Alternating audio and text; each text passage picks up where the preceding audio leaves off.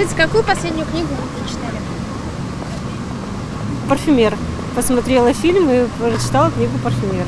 С художественной литературы, ну вот мне нравится произведение английского автора Софи Кинселла, то есть она пишет в юмористическом стиле про девушек моего возраста. Вот ее книги читала последними.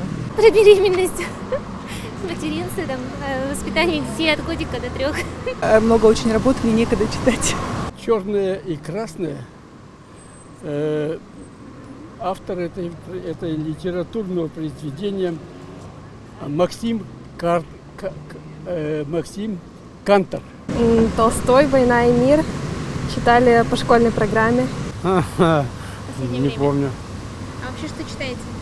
Вообще что читаю? Да ничего, интернет читаю. Смотрю, книги не читаю. Книгу «Мой ткуяс», да, «Мой ткуяс». Больше ничего, внучка прочитала это. «Старуха из Заргель». Да? Целиком прочитали? Нет. Несколько абзацев. Достоевский «Бесы». Полностью прочитали? Полностью, да. Никакое. А что читаете или ничего не читаете? А кроме газет ничего не читаю. Маргарет Митчелл, «Скарлетт». По-моему, вот это. Недавно экранизация была, решила освежить. «Дорога уходит вдаль» Александра Бурштейн. Какую-то детскую только. Ну, какое? Какую ты читала? Не помню даже. Ну, что-то из Драгунского. Детскую мы сейчас читали. Сейчас читала Куприна, «Яму». Фильм посмотрела и решила прочитать. Астафьев. А название? Сейчас вылетело из головы на жару. Не помню точного автора. А название? Мужчина и женщина. Устинова.